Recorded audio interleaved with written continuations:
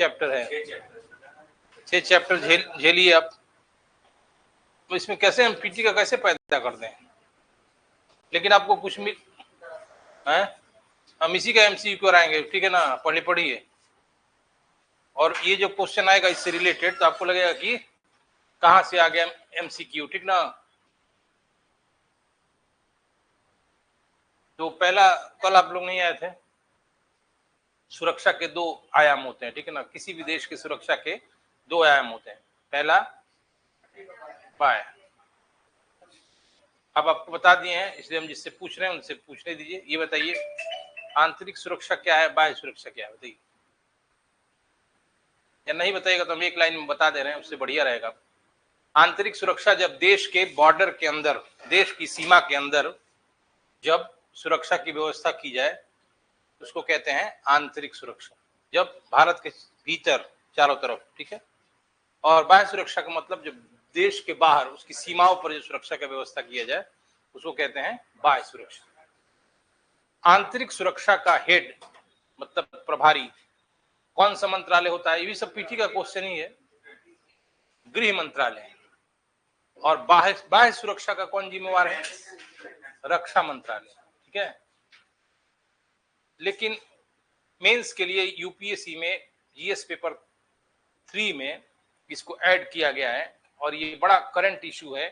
Internal security का जो मुद्दा है बहुत इंपॉर्टेंट है, इसीलिए यूपीएससी में इसको शामिल किया गया है।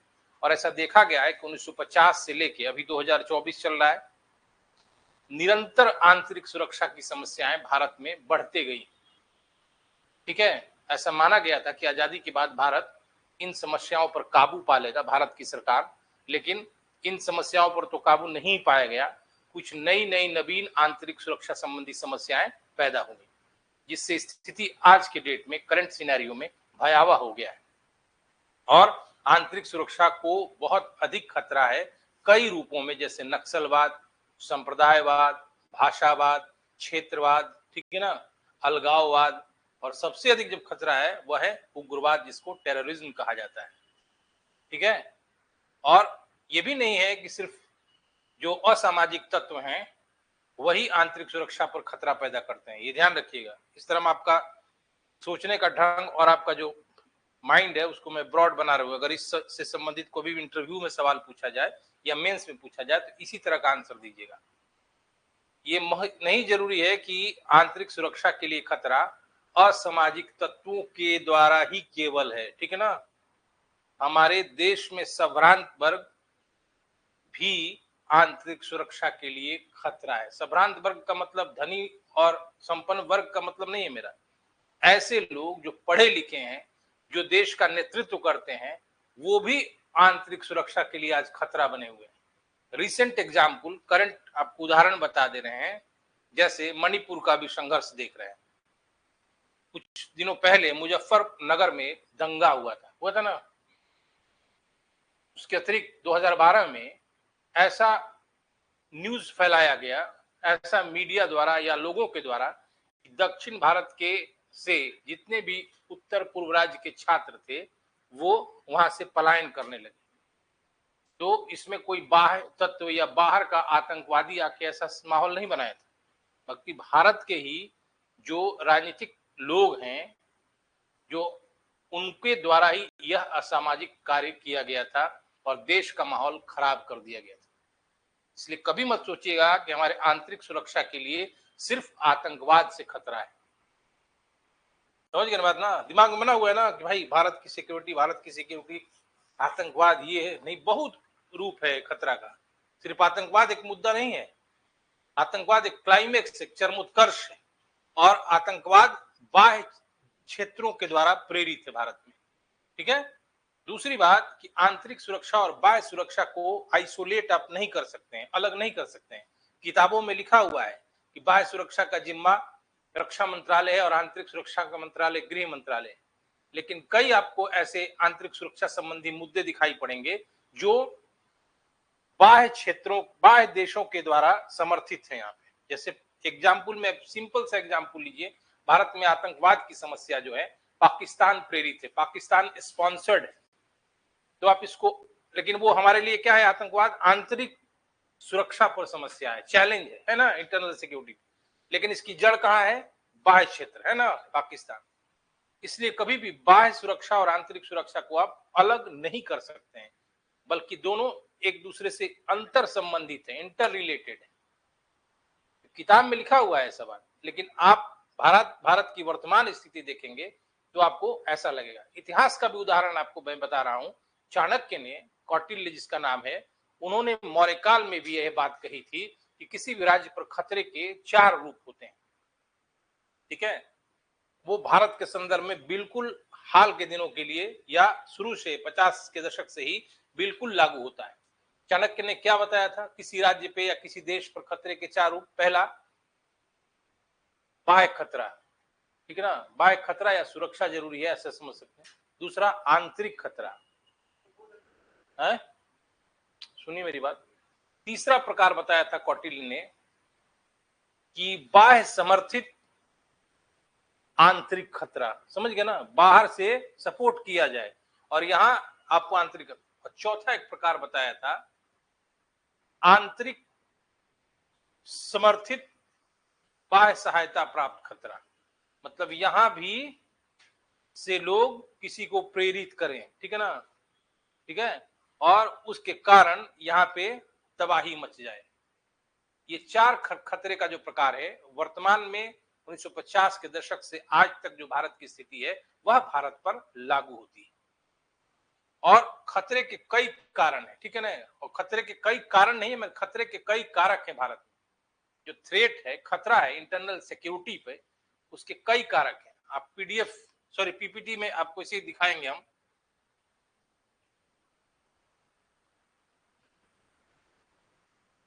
ये तो डिफिनीशन मैंने बताया है, इसी को फिर से रिपीट कर दे रहा है कि first is external security and second is internal security. मतलब सिक्योरिटी है 2 डायमेंशन, पहला 2 आयाम है सुरक्षा के। पहला है आंतरिक सुरक्षा और दूसरा है बाह्य सुरक्षा और दूसरा है आंतरिक सुरक्षा। External security related to our boundaries and is associated with the other country. बाह्य सुरक्षा जो है वह हमारे सीमाओं से संबंधित है, जो देश की भौगोलिक सीमाएं हैं उससे संबंधित है। भौगोलिक नहीं मतलब आप भौगोलिक के साथ साथ आपका कोस्टल तटीय सीमा जो है वो भी एक तरह से भौगोलिक ही सीमा हुआ, उससे भी संबंधित है। दूसरी बात कि और इसका संबंध दूसरे देशों से है, जैसे पाकिस्तान हुआ दूसरा देश, बांग्लादेश हुआ, वर्मा हुआ, चीन हुआ, अफगानिस्तान हुआ, नेपाल हुआ, ठीक है, श्रीलंका हुआ। Its main objective is to secure our territorial integrity and sovereignty. इसका मुख्य उद्देश्य बाह्य सुरक्षा का हमारी प्रादेशिक, क्या कहते हैं इसको, अखंडता, प्रादेशिक अखंडता और संप्रभुता की रक्षा करना है। Internal security issue are confined within nation, but we cannot isolate them from external issues. हमारा जो आंतरिक सुरक्षा है वह सीमित है, वह राष्ट्र तक ही सीमित है, क्योंकि राष्ट्र की भौगोलिक सीमाओं जो है, प्रादेशिक सीमाएं हैं, उसके अंदर इसका प्रबंध किया जाता है आंतरिक सुरक्षा का।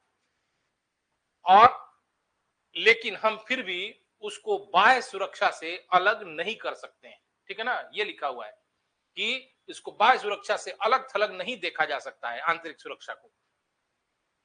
एग्जाम्पल भी मैंने बताया है, terrorism is our internal security issue but its source और फंडिंग में ओरिजिनेट फ्रॉम अनदर कंट्री। जैसे आतंकवाद जो है वो हमारा आंतरिक सुरक्षा मुद्दा है, क्योंकि भारत में ही आतंकवाद की घटना होती है। लेकिन देखा जाए तो आतंकवाद को पैसा यानी फंड जो मिलता है वह कहां, बाहर के किसी देश से ही पैसा मिलता है, वहीं वो पैसा उत्पन्न होता है और वो उस पैसे को भारत में आतंकी कार्रवाई करने के लिए दिया जाता है। Therefore, both dimensions are interrelated to each other. इसलिए सुरक्षा के दोनों आयाम जो है, बाह्य सुरक्षा और आंतरिक सुरक्षा, दोनों अंतर संबंधित। The topic of internal security is important for us because it is clearly mentioned in our syllabus. ये तो टॉपिक नहीं है, मतलब आपको मैंने बताया। देखिए अब देखिए, we will concentrate on internal security. हमें चूंकि हमें पढ़ना है सिर्फ आंतरिक सुरक्षा पे, तो हम अपनी एकाग्रता आंतरिक सुरक्षा तक ही सीमित रखें। Internal security refers to the nation's responsibilities which includes आंतरिक सुरक्षा किसी राष्ट्र की का उत्तरदायित्व है। ठीक है ना, आंतरिक सुरक्षा किसी राष्ट्र का उत्तरदायित्व है जिसमें निम्नलिखित बातें आती हैं। पहला, क्या उद्देश्य है आंतरिक सुरक्षा? कैसे भी मेंस का सवाल आ जाए, कोई जरूरी नहीं कि हमेशा यूपीएससी में ही आए, ये टॉपिक करंट से रिलेटेड है, आपको करंट के हिसाब से भी बीपीएससी पेपर, जीएस पेपर 1 में भी पूछा जा सकता है, इसलिए ऐसा नहीं सोचिएगा कि यूपीएससी का है। ठीक है ना, एकदम सॉलिड आंसर लिखना चाहिए जो एकदम टू द पॉइंट हो, बात नहीं बनाना है उसमें। ठीक है, कभी भी मेंस में पास तभी कीजिएगा जब आप सॉलिड आंसर लिखिएगा, कोई भी मेंस दीजिएगा, चाहे यूपी, झारखंड, एमपी, कहीं भी दीजिएगा। पहला देखिए, पहला क्या उद्देश्य है आंतरिक सुरक्षा का? Maintenance of law and order, कानून और व्यवस्था की मेंटेनेंस करना, मेंटेनेंस ऑफ पीस, शांति की स्थापना। जब कानून व्यवस्था आपका सुदृढ़ रहेगा तभी आप अपने देश में शांति की स्थापना कर सकते हैं। Protection of sovereignty and territorial integrity, यानी अपने संप्रभुता और प्रादेशिक अखंडता की रक्षा करना। To ensure the advancement of the vital interest, जो मुख्य हित है, वाइटल माने प्रमुख, महत्वपूर्ण, जो हमारे हित हैं उसकी रक्षा करना। जो किसी भी राष्ट्र के प्रमुख हित होते हैं ना, कि क्या हित है, उसकी रक्षा करना भी आंतरिक सुरक्षा का ही एक अवयव है। एक माने अवयव मतलब एक अंग है। अब देखिए दूसरा टॉपिक है, ये बन सकता है, क्योंकि सीधे ये नहीं पूछा जाएगा कि आंतरिक सुरक्षा से आप क्या समझते हैं या आंतरिक सुरक्षा के क्या उद्देश्य हैं। ठीक है ना, ऐसा पूछा नहीं जाएगा। उसके बाद पूर्ण विराम या क्वेश्चन मार्क के बाद फिर एक क्वेश्चन छोटा सा लगा रहता है, छोटा या बड़ा लगा रहता है ना, उसी पे नंबर निर्भर करता है, जिसको टेल क्वेश्चन कहा जाता है, हिंदी में पुच्छ प्रश्न कहा जाता है। लेकिन मेरा ऐसा अनुमान है, ऐसा नहीं है, क्योंकि आदमी बताया नहीं है, मार्गदर्शन नहीं किया, पढ़ाया नहीं है, खुद पढ़ा नहीं है, तो लोग सीधे अब आंतरिक सुरक्षा के बारे में लंबा डिस्क्रिप्शन दे देंगे और उस टेल क्वेश्चन के बारे में, पुच्छ प्रश्न के बारे में कम बात बताएंगे। कोई ये नहीं कि ये सवाल का हम उदाहरण दे रहे हैं। अभी आप कभी भी एग्जाम दीजिएगा तो ये ध्यान रखिएगा, किसी भी क्वेश्चन का मार्क्स निर्धारित करता है क्वेश्चन के दोनों हिस्सों पर, और देखने में आपका आईक्यू भी होना चाहिए। आगे वाला जो पूर्ण विराम करके क्वेश्चन का है वो कितनी लंबाई का क्वेश्चन है, और जो पूर्ण विराम या क्वेश्चन मार्क के बाद जो कुछ प्रश्न जुड़ा हुआ है वो कितनी लंबाई का। लंबाई मतलब पढ़ने से आपको लग जाएगा ना, तो आपको उसी समय क्विक एकदम वही रिस्पॉन्स देना पड़ेगा कि किस चीज पर एग्जामिनर ज्यादा जोर देने की बात कह रहा है। ये आंतरिक सुरक्षा से संबंधित मुद्दा नहीं है, किसी भी टॉपिक में। मान ली भारत इतिहास पेपर फर्स्ट में ही आ जाए जीएस में, भारत छोड़ो आंदोलन से आप क्या समझते हैं, ठीक, क्वेश्चन मार्क, फिर उसमें एक जुड़ा रहेगा बिहार में इस आंदोलन के विस्तार का वर्णन करें। अब बताइए हमको, तो क्या चीज पूछ रहा है एग्जामिनर?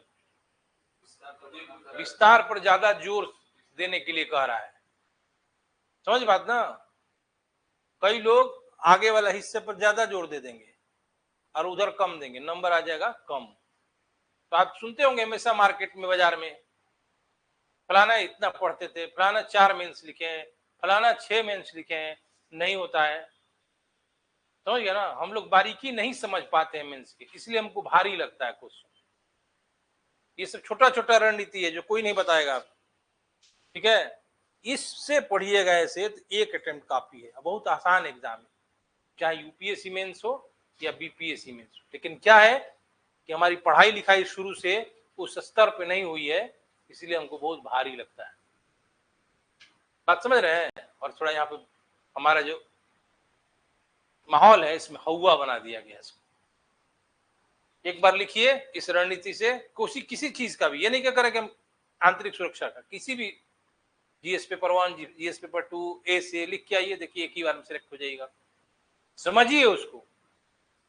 तो क्या मैंने अभी आपको बताया था, कहां पे था ये?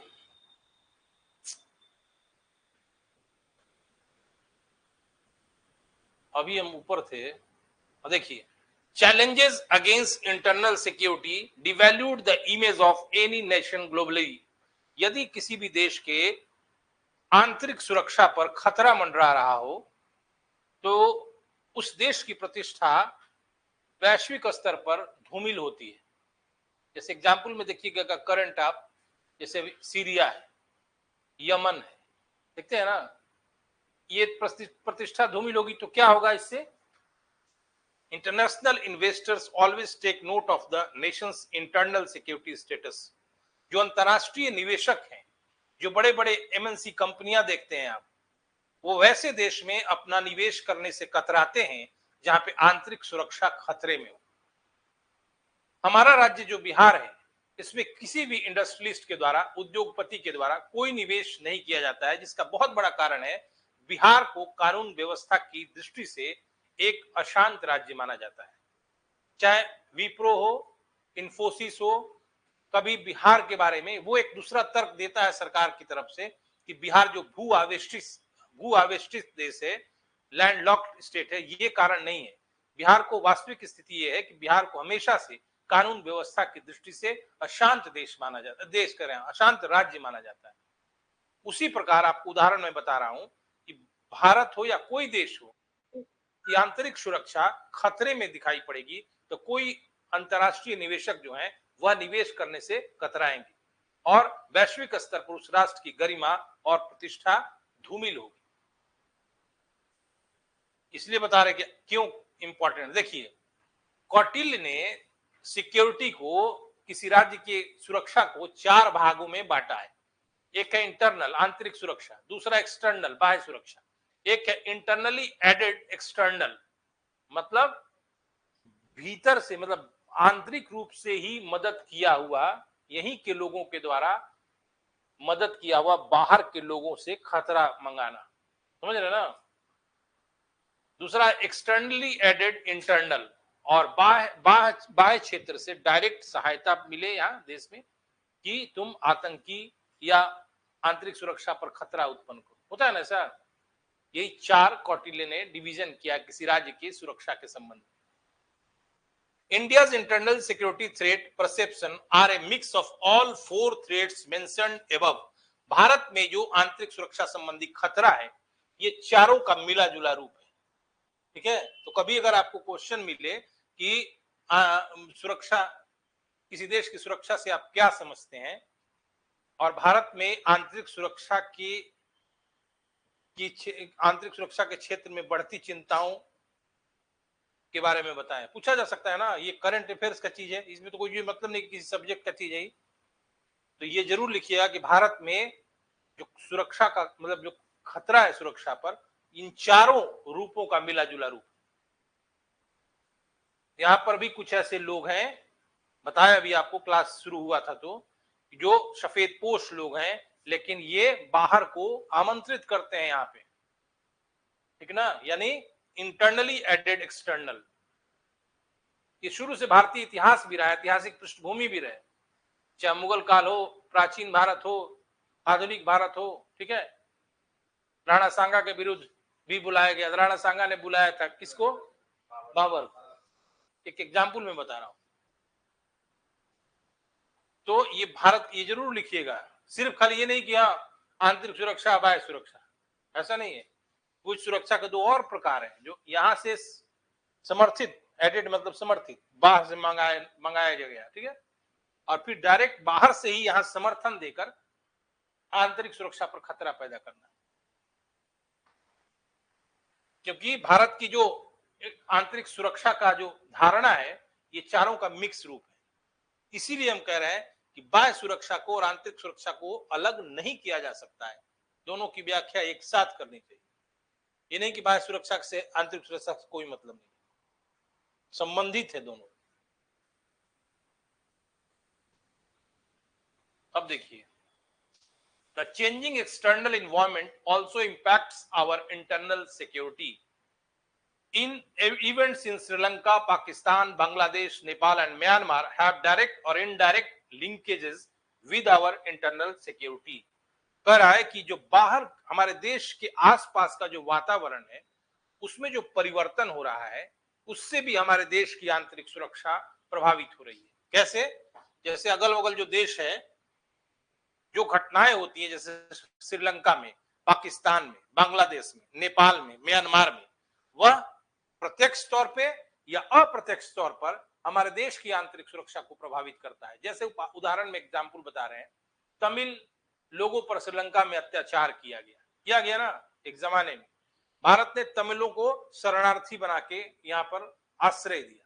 बाद में इसका परिणाम क्या हुआ कि उन्हीं तमिलों ने भूतपूर्व प्रधानमंत्री राजीव गांधी की हत्या कर दी। ठीक है, ये बहुत बड़ा मतलब उदाहरण है आपको। उसी प्रकार बांग्लादेश में कुछ होता है तो रोहिंग्या कहां जाते हैं, तो क्या होता है, इससे बगल के देशों की जो घटनाएं होती हैं उस घटना से भी हमारा आंतरिक सुरक्षा प्रभावित होता है। और ये दिनों दिन बढ़ते जा रहा है कि हमारे आसपास के जो देश हैं उनकी स्थिति अच्छी नहीं है। सबसे डिस्टर्ब कौन है, पाकिस्तान। हाल के दिनों में बांग्लादेश हुआ है, म्यांमार भी है। म्यांमार तो हमारे देश के लिए सिरदर्द बना हुआ है, ड्रग्स की तस्करी के लिए, हथियारों की तस्करी के लिए। समझ के बात ना।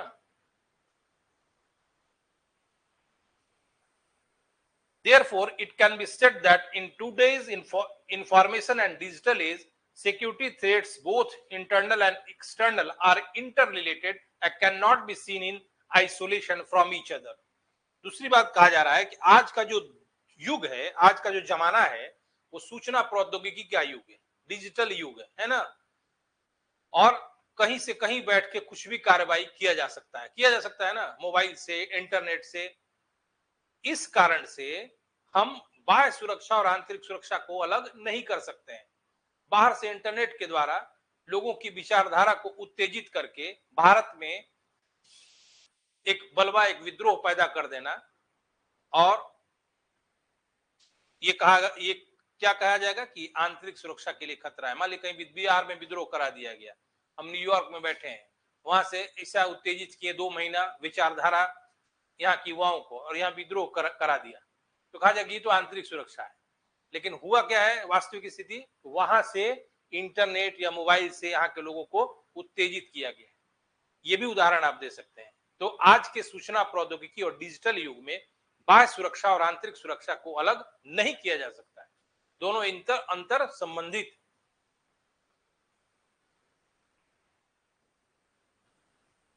एट्रीब्यूट्स ऑफ इंटरनल सिक्योरिटी, आंतरिक सुरक्षा के अवयव, हिंदी में इसका हुआ। क्या तत्व है आंतरिक सुरक्षा के, ये भी जानना जरूरी है। थोड़ा सा मैंने शुरू में 3 ही बताया था, लेकिन और अच्छा स्टैंडर्ड आंसर के लिए कुछ और भी अवयव बताने इसमें शामिल किया है। जैसे पहला तो आप लिख लेंगे आप, security of territorial integrity and protection of internal sovereignty, यानी प्रादेशिक अखंडता और संप्रभुता की रक्षा। ये तो रटा पहला पॉइंट, लेकिन ये पॉइंट हर लोग लिखेंगे। ठीक। दूसरा है मेंटेनेंस ऑफ डोमेस्टिक पीस, घरेलू शांति को बनाए रखना। तीसरा है prevalence of law and order, कानून व्यवस्था की स्थापना नहीं, मतलब संचालन, अविरत संचालन, बिना बाधा के, विदाउट ऑब्स्टेकल। अब आया rule of law and equality before law, ये पॉइंट मैंने जान के लिखा है। आंतरिक सुरक्षा सिर्फ यही नहीं है कि संप्रभुता की रक्षा कर दिया, प्रादेशिक अखंडता की रक्षा कर दिया। आंतरिक सुरक्षा का मतलब है कानून का शासन, रूल ऑफ लॉ, विधि का शासन, एंड इक्वालिटी बिफोर लॉ, और कानून के समक्ष सबकी समानता। समझ गए ना। लेकिन इस मुद्दे पर भारत में असमानता देखी जाती है। आप सामान्य तौर पर किसी थाने में जाइए, व्यवहारिक तौर पर मैं बता रहा हूं, आप जाइए एक साधारण नागरिक बनके, और कोई आपसे अच्छी ओहदा वाला कोई अच्छा जाएगा, उसमें दिखाई पड़ता है कानून के समक्ष समता का उल्लंघन। क्योंकि जो थानेदार होते हैं, हर इवेंट को मैं नहीं इसमें जोड़ रहा हूं, एक एग्जाम्पल में बता रहा हूं, कानून के समक्ष समता और कानून का शासन and equality before law, law of the land should protect everyone irrespective of the status. इस लाइन का क्या मतलब हुआ, एक कानून का शासन, विधि का शासन, ये कहां से लाया गया था? पॉलिटी का क्वेश्चन है, हम आपसे पूछ रहे हैं, बताइए तो कहां से? हाँ, ब्रिटेन। ठीक, क्या मतलब होता है आप बताइए। रुकिए, हर बात आप एक सवाल का जवाब बता दिया। आप बताइए विधि का शासन क्या होता है? कानून का शासन।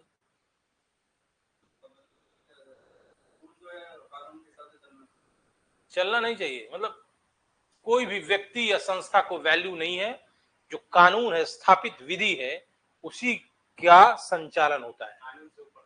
हाँ, उसके बाद देखिए आगे उसी से टर्म है, इक्वलिटी बिफोर लॉ, कानून के समक्ष सबकी समानता है। मोटा मोटी भाषा में हम आपको बता रहे हैं, हम एक चपरासी हैं, आप अगर राष्ट्रपति हैं, ठीक है, तो जो अपराध मैंने किया है और आप सेम वही अपराध किए हैं, तो ऐसा नहीं कि आप राष्ट्रपति हैं तो आपको कुछ दूसरा दंड मिलेगा, हम चपरासी हैं, प्यून है, तो हमको कुछ दूसरा दंड मिलेगा। इसी को कहते हैं इक्विटी बिफोर लॉ। बात समझ रहे हैं ना? कानून के समक्ष या विधि के समक्ष समता, ये संविधान के किस अनुच्छेद में है?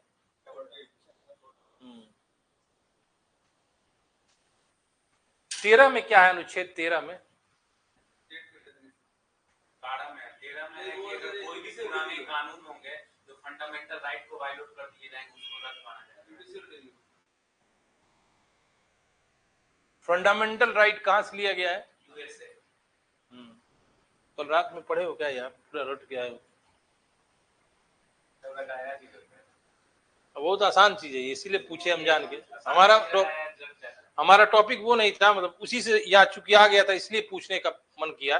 Law and equity before law, law of the land should protect everyone irrespective of the status.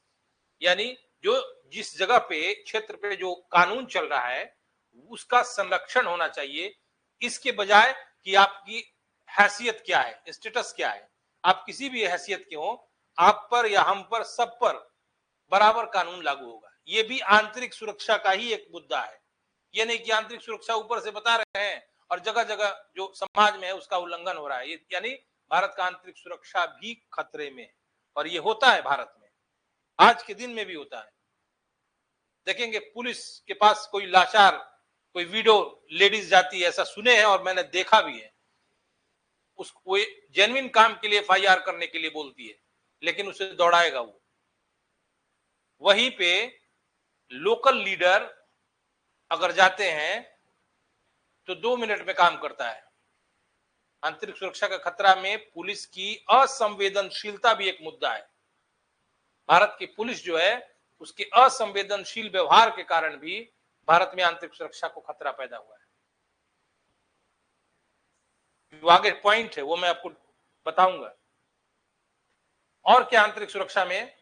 Absence of fear from the feared implying individual freedom for the people as guaranteed by the constitution. कहा जा रहा है कि जो भयभीत लोग हैं, जो समाज में, जिस समाज में रह रहे हैं, किन्हीं लोगों द्वारा या लोगों के वर्ग द्वारा उनको डराया गया है।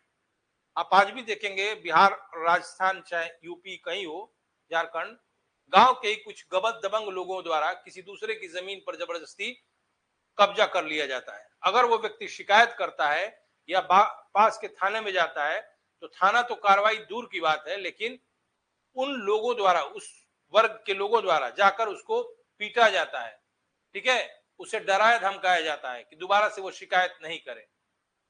तो ये भी आंतरिक सुरक्षा का खतरा है। और इसीलिए ये पॉइंट दिया गया है कि जो भयभीत हो गए हैं लोग भय से, उनके भय को दूर करना भी आंतरिक सुरक्षा के ही अंतर्गत आता है। क्यों? क्योंकि हमारे संविधान का अंतरतम हिस्सा है भयमुक्त समाज की स्थापना, फियरलेस सोसाइटी को स्टैब्लिश करना। ये हमारे संविधान का अंतरतम, यानी इसको आधारभूत लक्षण माना जा सकता है। संविधान के आधारभूत लक्षणों की चर्चा किस वाद में की गई है?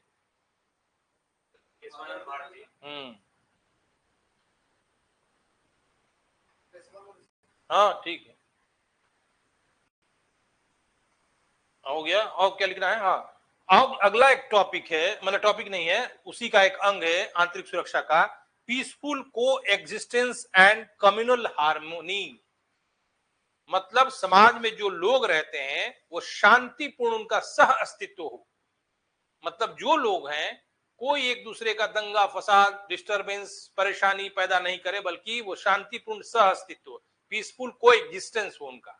और कम्युनल हार्मनी मतलब भारत विविधताओं मतलब धर्म की दृष्टि से भी विविधताओं का देश है। हिंदू मुस्लिम सिख ईसाई, इनमें सांप्रदायिक सद्भाव, यानी केवल यही 3 कारण नहीं है आंतरिक सुरक्षा के अंग नहीं है, बल्कि ये सब भी है। आंतरिक सुरक्षा को ऐसा मत समझिएगा कि सिर्फ पुलिस कार्रवाई कर देना, ये कर देना। कई बार आप देखे होंगे वास्तविक स्थिति, पुलिस की कार्रवाई के बाद पुलिस यदि मदद भी करता है किसी कमजोर व्यक्ति को, तो फिर पुलिस के जाने के बाद दबंग लोगों के द्वारा उसे धमकाया जाता है और वो व्यक्ति आजीवन भय में रहता है और वो उसी भय से पुलिस को दोबारा बताता तक नहीं। तो जो आंतरिक सुरक्षा की एजेंसियां हैं, उनका ये उत्तरदायित्व है कि उसके दिमाग से भय को निकाल देना, ठीक है, क्योंकि ये संविधान का आधारभूत लक्षण है, भयमुक्त समाज, ठीक है ना। क्योंकि संविधान हमारा सबसे पहले महत्व किसको देता है, संविधान सर्वाधिक महत्व किसको दिया है, हाँ, ठीक है ना, किसी व्यक्ति को स्पेशल नहीं महत्व दिया, यहाँ के हर व्यक्ति को एक समान महत्व दिया गया है, चाहे आपकी हैसियत कुछ भी हो। तो ऐसे लिखिएगा आंतरिक सुरक्षा, ठीक ना। खाली यही नहीं कि संप्रभुता की रक्षा करना और राष्ट्रीय एकता अखंडता की रक्षा करना, कानून व्यवस्था बनाना, ये सब भी लिखना जरूरी है कि भयमुक्त समाज की स्थापना। दूसरी बात कि कानून के शासन की स्थापना, क्योंकि व्यवहार में भी देखा गया है भारत में कि कितना भी लिखा हुआ है कानून का शासन, कानून के समक्ष सबकी समता, लेकिन इसका उल्लंघन भारत में होता है, ठीक है। यह जो होता है उल्लंघन, इसने भी आंतरिक सुरक्षा के लिए भारत में खतरा पैदा किया है। ये मैं जो एग्जाम्पल आपको बता रहा हूं दबंग लोगों का, आप खुद पेपर अखबार में भी पढ़ते होंगे, ऐसा नहीं कि हम बता रहे हैं, पढ़ते हैं कि नहीं पढ़ते हैं। जी सर। अब आइए major challenges to internal security, आंतरिक सुरक्षा के कौन कौन मुख्य चुनौतियां हैं भारत में। तो ये आपको पहले ही स्टार्ट करना है, प्रश्न का जवाब पूछा जाएगा कि भारत में आंतरिक सुरक्षा की चुनौतियों के बारे में आप क्या जानते हैं, या भारत में आंतरिक सुरक्षा संबंधित चुनौतियों को बताएं। तो स्टार्टिंग भी करना है प्रश्न, तो आपको कहना है कि भारत में आंतरिक सुरक्षा की चुनौतियों के ऐतिहासिक और गैर ऐतिहासिक कारक हैं।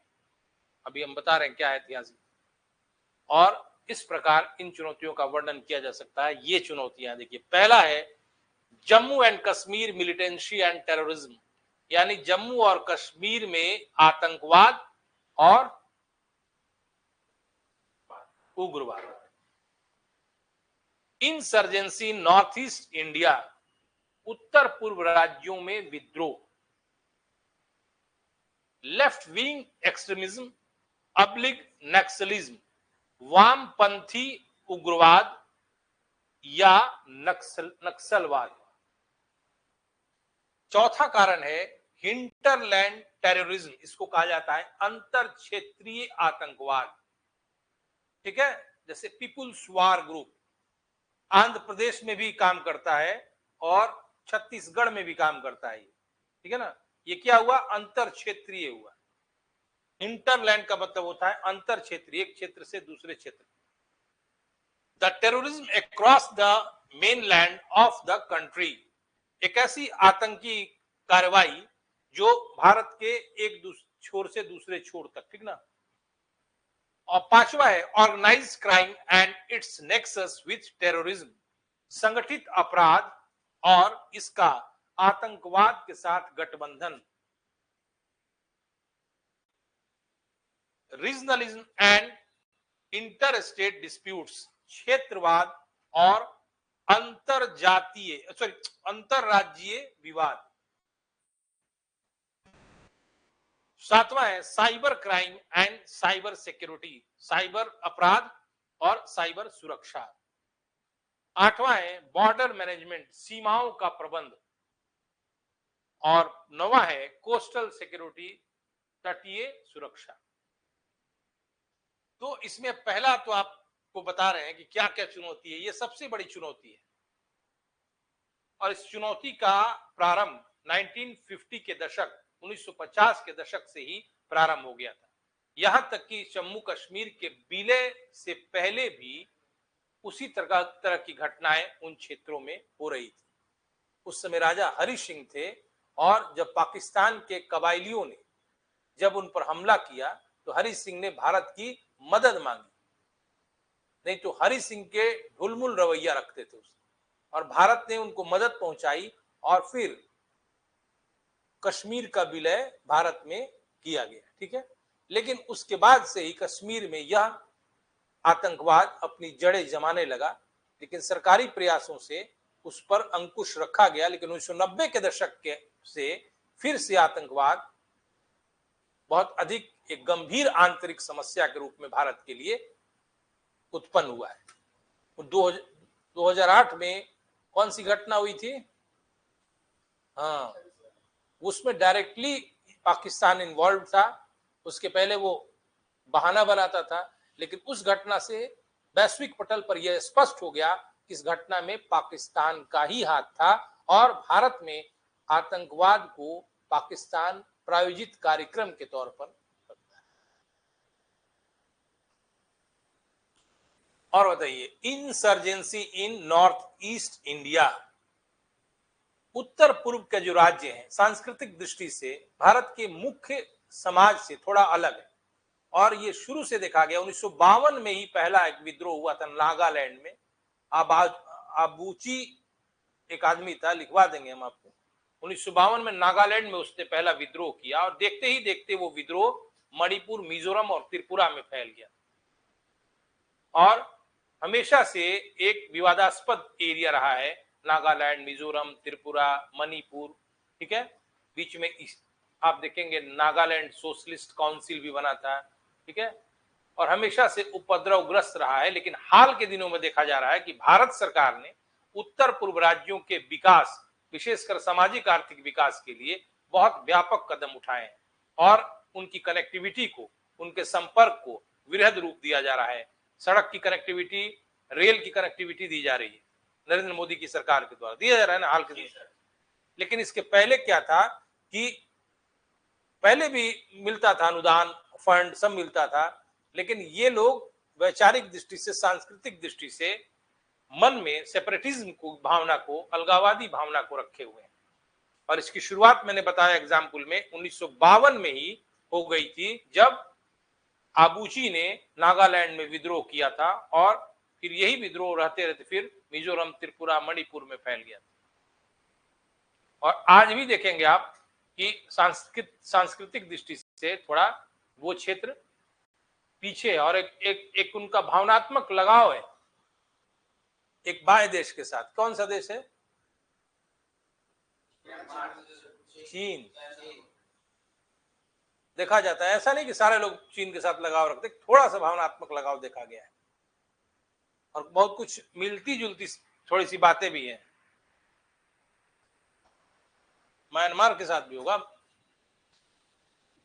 और वहां पे जो आतंकवादी घटनाएं हैं, मतलब आतंकवादी नहीं कहेगा, मतलब आंतरिक सुरक्षा के लिए खतरा है, वहां भी एक बिजनेस किस्म का ये फल फूल रहा है, ये जो आतंकवादी घटना है। दूसरी बात, ये अभी हाल में देखेंगे कि मणिपुर कितने दिनों से संघर्षरत है। कुकी और मैती जाति में इथनिक क्लास कहा जाता है, निर्जातीय संघर्ष कहा जाता है और इसका भी मेरे हिसाब से कारण राजनीतिक। शांत हो जाता है लेकिन राजनीतिक लीडर्स यानी स्थानीय लोकल लीडर्स इसको हवा देते हैं और माहौल को हमेशा खराब रखते हैं और कितने लोग मारे गए, खून खराबा हुआ। तो यह उदाहरण वो भी फिट बैठता है कि मैंने बोला कि सिर्फ असामाजिक तत्व ही आंतरिक सुरक्षा के लिए खतरा नहीं है, बल्कि भारत के सफेदपोश लोग भी आंतरिक सुरक्षा पर खतरा है। हाँ, बिल्कुल उदासीनता है। सरकार कई मुद्दों पर नाकाम है। 1950 से लेकर 2024 तक सरकार की सफलता एडमिनिस्ट्रेटिव फेल्योर एक कारण माना जाता है आंतरिक सुरक्षा के लिए। समझ के बाद वो नेक्स्ट टॉपिक में उस पर बात किया जाएगा। अगला देखिए, लेफ्ट विंग एक्सट्रीमिज्म, नक्सलिज्म। मैंने कल बताया था, भारत में वामपंथ उग्रवाद, जिसको नक्सलाइट भी आप कह सकते हैं, नक्सलवाद भी कह सकते हैं, इसकी शुरुआत 1960 के दशक में हुई थी। कब हुई थी? कल बताए थे आपको। भारत में नक्सलवाद के जनक या नक्सलवाद की शुरुआत हुआ 1967 में बंगाल के नक्सलबाड़ी से चारू मजूमदार के द्वारा यह शुरू किया गया था। समझ में आई बात? चारू मजूमदार भारत में नक्सलवाद के जनक हैं 1967 बंगाल के नक्सलबाड़ी जगह से। और कल मैंने बताया था कि नक्सलवाद के पीछे भूमि संबंधी कारण, भूमि व्यवस्था के संबंधित कारण बहुत अधिक जिम्मेवार है।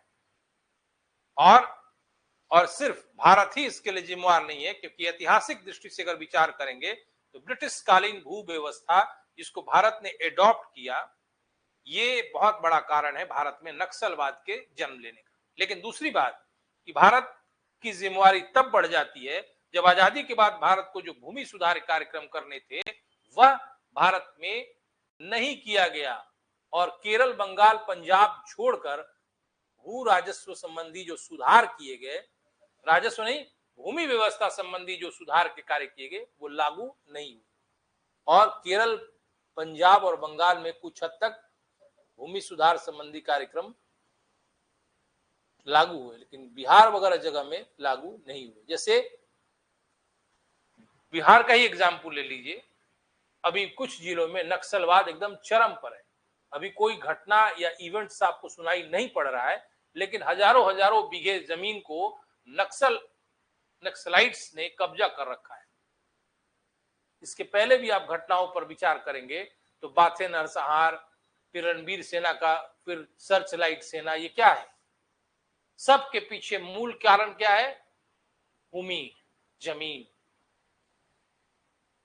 ठीक है ना? ये आंतरिक सुरक्षा के लिए खतरा है, नक्सलवाद या वामपंथ उग्रवाद।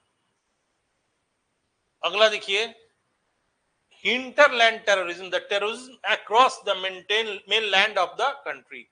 अंतर क्षेत्रीय आतंकवाद कहा जाता है इसको, कि वो आंध्र प्रदेश में भी हो, छत्तीसगढ़ में भी हो, झारखंड में भी हो और राजस्थान में भी हो। अंतर क्षेत्रीय समझ रहे हैं ना, एक क्षेत्र से दूसरे क्षेत्र से संबंध।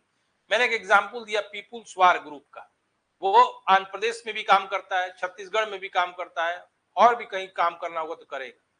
ठीक है? कुछ ऐसे भी भूमिगत ग्रुप है जिनका शाखा झारखंड में भी है और छत्तीसगढ़ में भी है और एमपी में भी है। ये चीज अंतर क्षेत्रीय जो आतंकवाद है, हिंटरलैंड टेररिज्म, यह भी आंतरिक सुरक्षा के लिए प्रमुख चुनौती भारत में है।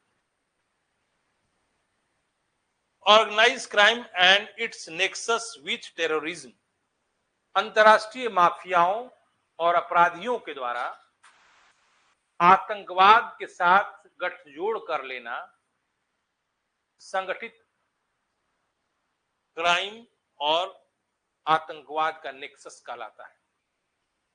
जो बड़े बड़े माफिया हैं वो पैसों की आपूर्ति, हथियारों की आपूर्ति, ड्रग्स की आपूर्ति करके आतंकवाद के साथ या आतंकियों के साथ टाई अप कर लेंगे, कर लेते हैं, कर लेंगे नहीं, करते ही हैं, करते हैं। वह चीज भी आंतरिक सुरक्षा के लिए खतरा है, क्योंकि हम ये डिवीजन नहीं कर पाते हैं कि आतंकवादी घटना जो है वो किसके शह पे, किसके समर्थन पर हुआ।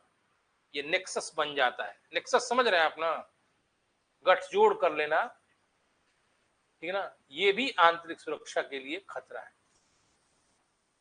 एक तो भारत में शुरू से देखा गया है regionalism and inter state disputes रहा है। कैसे? भारत जब आजाद हुआ था तभी आप देखे होंगे कि भाषाई विवाद शुरू हो गया था, हुआ था ना। आप बार बार, ये पीटी का क्वेश्चन है कि भाषा के आधार पर भारत में गठित होने वाला पहला राज्य कौन था, तो क्या जवाब दिए होंगे? तब और कौन था वो अनशनकारी? 56 में हुआ था ना। कब अनशन हुआ था, कौन किया था? श्रीराम पोंटुलू ने किया था 1953 शायद।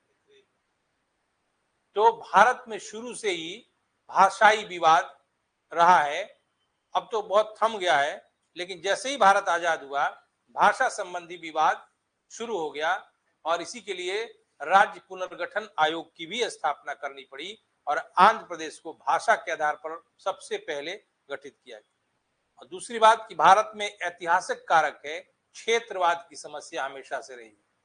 जैसे आप देखेंगे नए नए हाल की घटनाओं को कि आप देखेंगे झारखंड, उत्तराखंड वगैरह भी नए नए राज्य बने हैं 2000 ईस्वी में, ठीक है ना।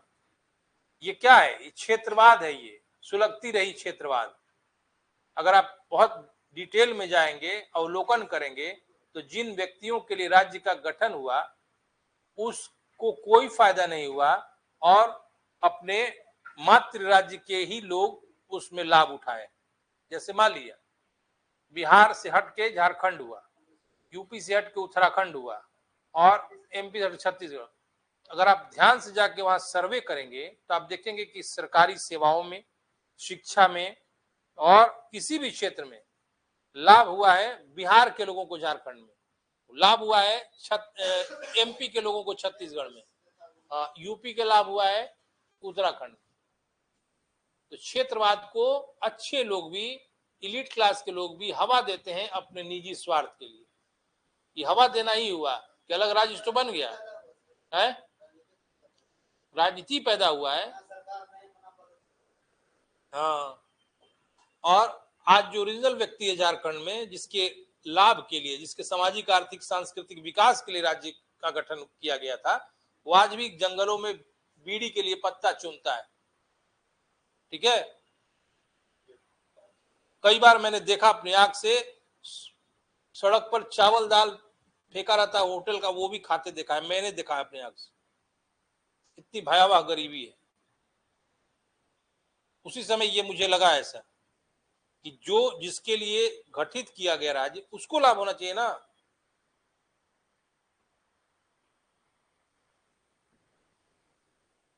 अब ये देखिए, ये भी खतरा है, इंटर स्टेट डिस्प्यूट हो गया, ये भी खतरा है। Cyber crime and cyber security. Cyber crime आज सबसे अधिक भारत के लिए आंतरिक खतरा है। क्यों? कि भारत के पास अभी उतनी क्षमता नहीं है इसको रोकने की। एक स्लोडेन था 2013 में, उसने खुलासा किया था, विकीलीक्स, ठीक है ना। उसने बताया है कि आगामी जो युद्ध होगा विश्व में, वह मनोवैज्ञानिक युद्ध होगा। ये नहीं कि हथियार से हमला किया जाएगा, आदमी को मारा जाएगा।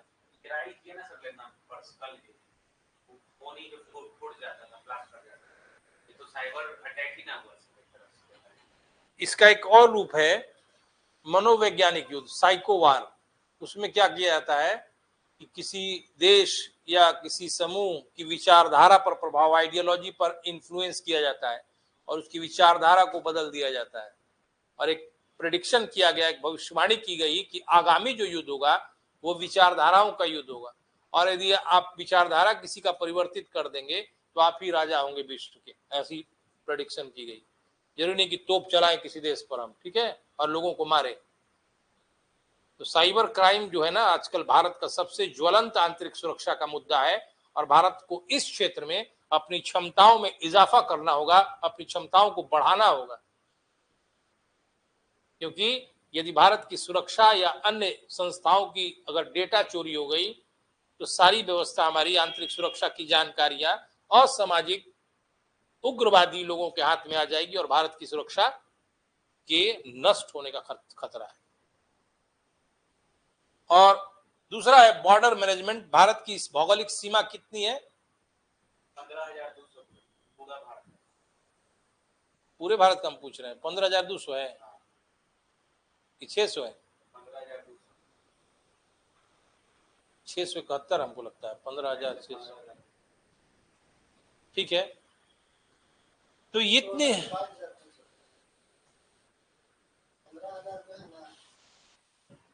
बॉर्डर मैनेजमेंट में 15,200 सर। ये बॉर्डर कहां बना? उसके बाद लक्षद्वीप और अंडमान निकोबार 1716 जोड़ दीजिए, 1500 में 1716 जोड़ दीजिए, 22,000 समझिए। और लक्षद्वीप का भी जोड़िए, जोड़ दिया सर। ऐसे टोटल 6100 है। लक्षद्वीप अंडमान निकोबार का जोड़िएगा तो 7516। तो भारत का जो भौगोलिक सीमा है वो पाकिस्तान, चीन, और बांग्लादेश से डायरेक्टली प्रत्यक्ष तौर पर संबंधित है। और ऐसा माना जाता है कि सीमा हमारी, इसको पोरस बॉर्डर कहा जाता है, मतलब उसको हिंदी में कहते हैं दुर्गम, समझे ना। भारत में बॉर्डर का मेंटेनेंस जो है संतोषजनक नहीं माना जाता है। ऐसा ऐसा लूफॉल्स है कि बॉर्डर क्रॉस करके कोई भी आ सकता है, कोई भी जा सकता है। तो इस व्यवस्था पर भारत को ध्यान देना होगा, क्योंकि ये बहुत बड़ा आंतरिक सुरक्षा संबंधी चुनौती है।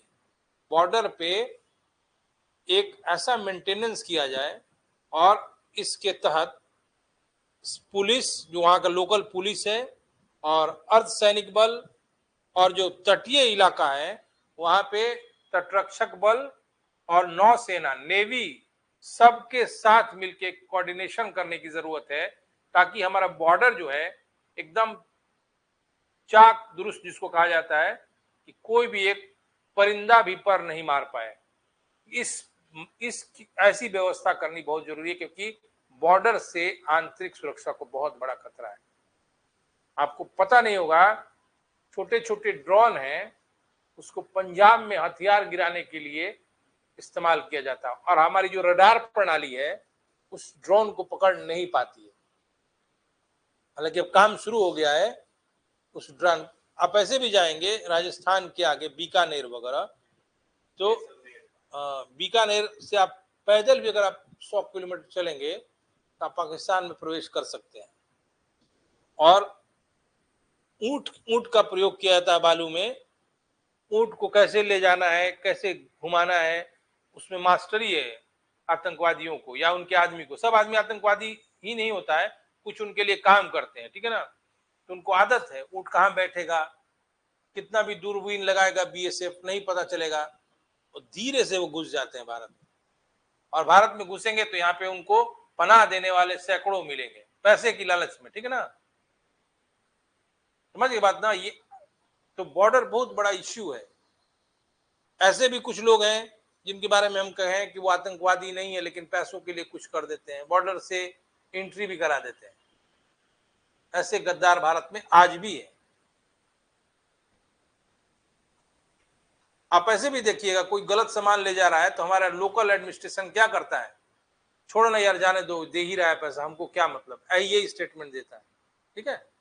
इसी तरह की बात बॉर्डर पे भी होती है। ये प्रकाश में नहीं आता है, लेकिन बॉर्डर मैनेजमेंट भारत की आंतरिक सुरक्षा का सबसे बड़ा मुद्दा है, और इस पर सरकार को गंभीरता से ध्यान देने की जरूरत है। और बिना बॉर्डर के मेंटेनेंस के आप ये नहीं कह सकते हैं कि आपकी आंतरिक सुरक्षा दुरुस्त है या सुदृढ़ है। इसीलिए मैंने इस पॉइंट को लिखा है बॉर्डर मैनेजमेंट। और दूसरा इसके साथ ही मैंने बता दिया कोस्टल सिक्योरिटी, तटीय सुरक्षा। तट के पास नेवी को, तटरक्षक कोस्ट गार्ड के साथ और नेवी के साथ और स्थानीय पुलिस के साथ एक कोऑर्डिनेशन होना चाहिए कि समुद्र के रास्ते कोई तरह की अवैध आवाजाही नहीं हो, ठीक है ना। ये बहुत इंपॉर्टेंट चैलेंजेज है। इतना चैलेंज है भारत की आंतरिक सुरक्षा के बारे में, 9 चैलेंज है, 9। खाली जम्मू कश्मीर का आतंकवाद नहीं है, बल्कि बहुत सारा आंतरिक कारण भी इस सुरक्षा के लिए चुनौतियां हैं। अब देखिए factors responsible for internal security. अब हम आपको उस टॉपिक पे बात कर रहे हैं कि आखिर आंतरिक सुरक्षा को हमारे क्यों खतरा है, क्या कारण है, कौन से कारक जिम्मेवार हैं कि हमारी आंतरिक सुरक्षा को इतनी चुनौतियां हैं, ठीक है। There are various reasons, both historical and non-historical, which cause problems for our internal security. Few of the root causes are as follows. कह रहे थे कि बहुत सारे ऐसे कारण हैं जो कि कारण ऐतिहासिक भी हैं और गैर ऐतिहासिक भी हैं, जो हमारी आंतरिक सुरक्षा के लिए समस्या पैदा करते हैं। उनमें से जो आधारभूत कारक है, रूट कॉज, इस प्रकार है। ऊपर का देखिएगा, यहीं पे हिस्ट्री का रेफरेंस आएगा आपको, ठीक है। मैंने लिखा है पहला, अनफ्रेंडली नेबर्स, पॉवर्टी, अनएम्प्लॉयमेंट, की अमित्र, इसका मतलब हुआ अमित्र पड़ोसी देश या पड़ोसी, ठीक। दूसरा लिखा है गरीबी, तीसरा बेरोजगारी। इन कारकों को कहा जाता है कि ये ऐतिहासिक कारक है। ऐसा माना जाता है कि भारत में ब्रिटिश काल के ही बेरोजगारी, गरीबी विद्यमान रही। मानते हैं ना, जिससे मॉडर्न इंडियन हिस्ट्री पढ़ेंगे तो बार बार आप फेमिन देखेंगे, अकाल देखेंगे, किसानों की दुर्दशा। हमने भी बताया है, बिहार स्पेशल में बताया ना आपको कि लैंड रेवेन्यू सिस्टम से भारत के किसान जो थे मजदूर बनने के लिए विवश हो गए थे। बताया ना, बिहार स्पेशल पढ़ा रहे थे तो। और ऐसे भी आप मॉडर्न इंडिया पढ़िएगा तो आपको लगेगा कि अंग्रेजी सरकार में भारत की स्थिति खत्म हो गई थी और भारत से ड्रेन ऑफ वेल्थ हो रहा था, भारत का धन निष्कासित हो रहा था। जानते हैं अब, तो उस समय से गरीबी और बेरोजगारी भारत में विद्यमान थी। और ऊपर का सबसे पहला पॉइंट मैंने लिखा है अनफ्रेंडली नेबर्स, जो अमित्र दोष है। ये 3 कारक माना जाता है कि भारत में ऐतिहासिक रूप से आजादी के पहले से विद्यमान है और इस पे काबू नहीं पाया जा सका है। लेकिन आप कहेंगे कि ये सामान्य सा बात कह के निकल जाना उचित नहीं है, तो यहां कहा जाएगा, माना जाता है कि सरकार की क्षमता मानी जाती है, लेकिन कहना नहीं है। कहना यह है कि पूछा जाएगा कि कौन से कारक भारत में आंतरिक सुरक्षा के लिए उत्तरदायी है, तो ये कारकों को हम लोग ऐतिहासिक कारक, हिस्टोरिकल कॉजेस कहा जाता है। क्यों? क्योंकि ये कारक भारत की आजादी से पहले से विद्यमान थे। जैसे पाकिस्तान तो नहीं था पहले, बाकी जो देश थे चीन वगैरह, तो शुरू से भारत के प्रति शत्रुता का भाव रखे हुए थे। लेकिन गरीबी और बेरोजगारी भारत की स्थिति आजादी के पहले से भी, यानी ये जो 3 कारक हैं आंतरिक सुरक्षा के लिए उत्तरदायी, ये ऐतिहासिक कारक, हिस्टोरिकल कॉज, ध्यान रखें। अगला आइए, और इसको भी हम खाली कारक बता रहे हैं कि कौन कैसा कारक है, इसको हम व्याख्या भी करने वाले हैं। अगला देखिए, inequitable growth, widening gap between haves and have nots. और देखिए, जैसे कह रहा है कि असमान समृद्धि। दूसरा कह रहा है कि अमीर और गरीब में बढ़ती खाई, और failure on administrative front of governance deficit, यानी सरकार की अक्षमता बहुत सारे मुद्दों पर। तो ये 3 के लिए माना जाता है कि भारत में ये, इसके लिए सरकारी तंत्र जिम्मेवार है। जो भारत की सरकार है, और आजादी के बाद जब सरकार बनी तो उससे ऐसी अपेक्षा थी, उम्मीद थी कि इन तीनों मुद्दों पर वह काम करके जल्द ही भारत को समृद्धशाली भारत के तौर पे तब्दील कर देगा। लेकिन ऐसी आशंका हमारी पूरी नहीं हो पाई, आशंका नहीं, ऐसी अपेक्षा हमारी नहीं पूरी हो पाई। इसके लिए इसको सरकारी कारक माना जाता है, सरकारी अक्षमता माना जाता है। अब देखिए, लिखा हुआ है इंक्रीजिंग कम्युनल डिवाइड, ठीक है ना, इंक्रीजिंग कम्युनल डिवाइड और increasing caste awareness and caste tensions, यानी सांप्रदायिक गैप जो है, धर्म का जो भेदभाव वाला जो खाई है वो और बढ़ता गया, और जाति के प्रति जागरूकता और जाति संघर्ष। दूसरा है rise of contentious politics based on sectarian, ethnic, linguistic और अदर डिविसिव क्राइटेरिया। कहा रहा है कि ऐसी राजनीति का उदय जिसका आधार निर्जातीय, भाषाई और विभाजनकारी हो, ठीक है ना। इन तीनों को जो अभी मैंने बताया, लास्ट वाला क्या बताया, जो शुरू में बताया, बोर्ड ऐसे कर दिया, क्या बताया, कम्युनल डिवाइड। देखिए ये पॉइंट के लिए, और जाति जागरूकता और जाति संबंधी संघर्ष, और फिर विवादास्पद राजनीतिक जो कि निर्जातीय, भाषाई और अलगाववादी शर्तों पर आधारित हो, इसके लिए भारत में दलगत राजनीति को जिम्मेवार माना जाता है। मैं क्लास में बार बार आपको प्रजातंत्र के बारे में कुछ बोलता हूं ना, कि प्रजातंत्र के नाम पर असामाजिक तत्वों ने समाज के माहौल को खराब किया है। तो ये जो आंतरिक सुरक्षा संबंधी 3 पॉइंट है, इसमें इन तीनों पॉइंट के लिए भारत में दलगत राजनीति को पार्टी पॉलिटिक्स को जिम्मेवार माना गया है। कोई भी दल हो, इन दलों के नेताओं द्वारा भारत के आंतरिक सुरक्षा पर खतरा उत्पन्न कराया जाता है। कारण क्या है? वोट बैंक की राजनीति। एक संप्रदाय को दूसरे संप्रदाय से, जैसे मुजफ्फरनगर जो दंगा हुआ था, उसमें एक व्यक्ति ने हिंदू मुसलमानों के बीच विवाद बढ़ाकर दंगा करवाया था। ये मैं नहीं कह रहा हूं, ये रिपोर्ट कह रहा है। उसी प्रकार भारत में, बिहार में, यूपी में, एमपी में, झारखंड में एक जाति के विरुद्ध दूसरी जाति को संघर्ष के लिए यही नेता उकसाते हैं। जिस क्षेत्र में जिस जाति की जनसंख्या ज्यादा होती है, उसी जाति को टिकट देकर बाकी जातियों में एक डिसकॉन्टेंट, असंतोष पैदा करते हैं। मैंने क्लास शुरू करने से पहले ही कहा था आपको कि केवल आतंकवादी ही भारत की आंतरिक सुरक्षा के लिए खतरे नहीं, भारत के सफेदपोश लोग भी भारत की आंतरिक सुरक्षा के लिए खतरा है।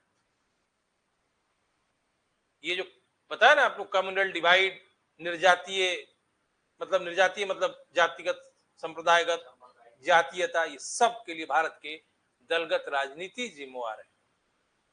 और इसको लिखना है, ऐसा नहीं कि परहेज करना है लिखने में, तभी तो आपको लगा जाएगा कि आपने एक अच्छा अध्ययन किया है। हाँ, इसके लिए एडमिनिस्ट्रेटिव फेल्योर, प्रशासनिक अक्षमता, प्रशासनिक विफलता मानी जाती है भारत सरकार की। कौन कौन?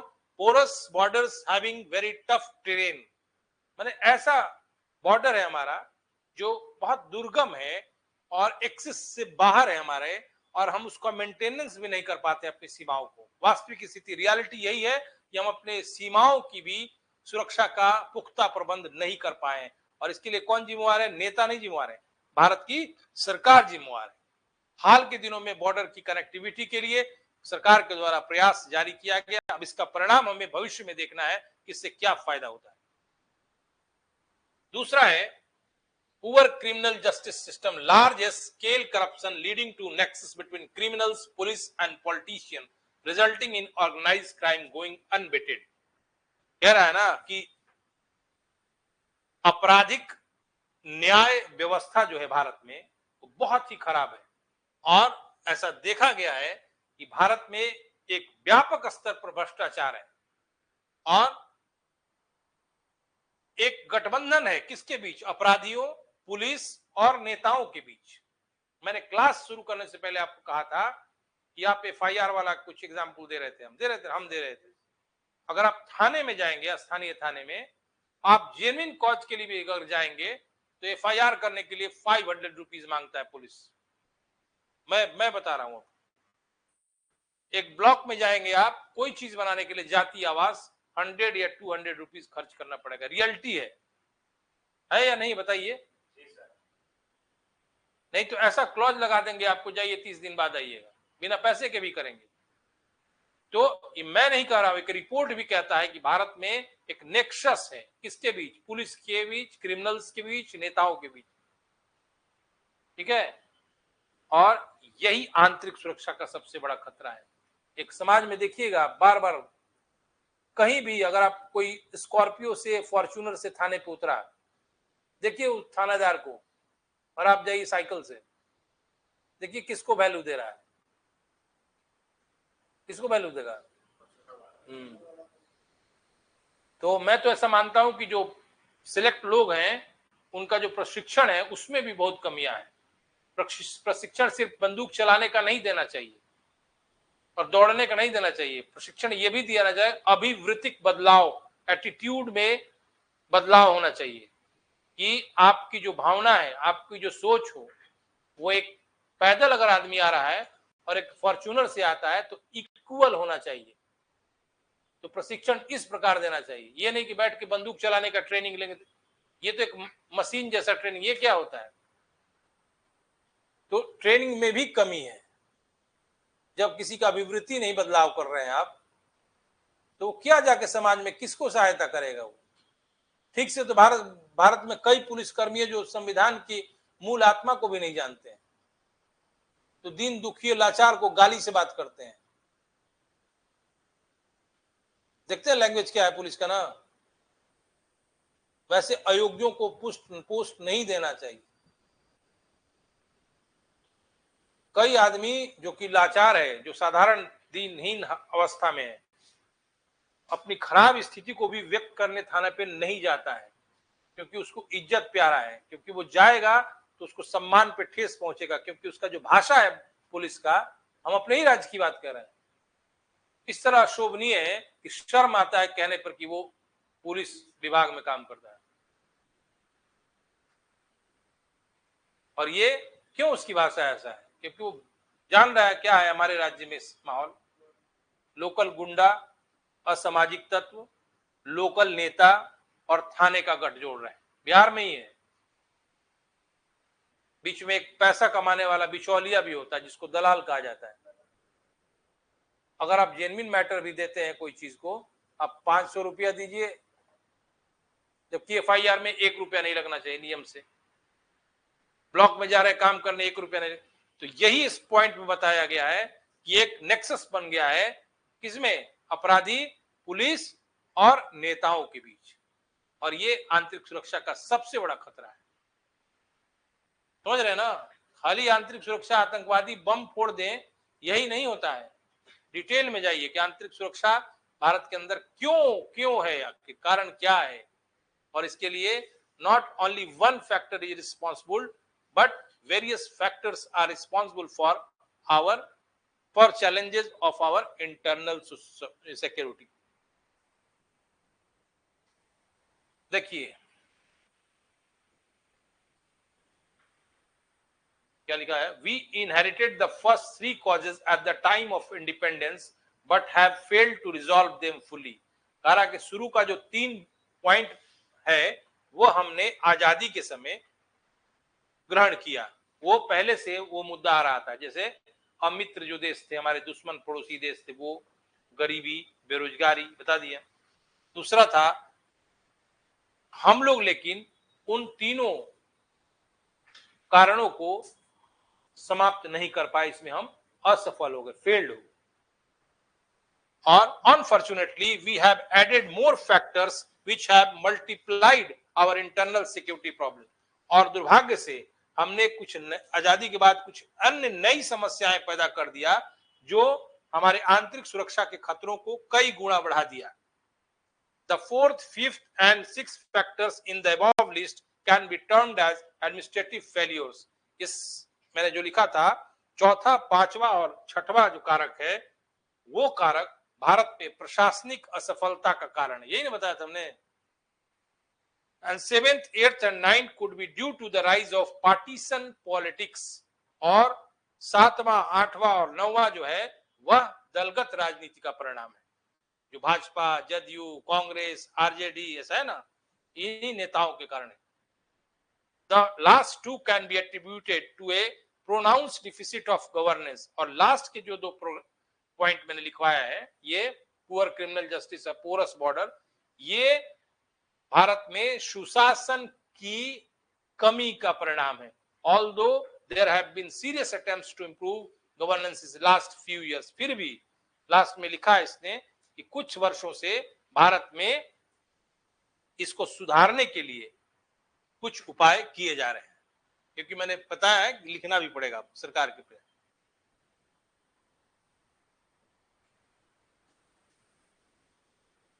अब देखिए, एक बताया गया है आपको सिद्धांत, डॉक्ट्रिन जिसको कहा जाता है, कि आंतरिक सुरक्षा के सिद्धांत क्या है, इसकी व्याख्या अभी पढ़ना है कि बाद पढ़िएगा इसको?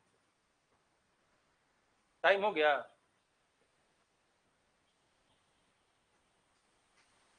ग्यारह 10। ठीक है, जब आप थक गए तो हम जबरदस्ती नहीं पढ़ाएंगे आपको।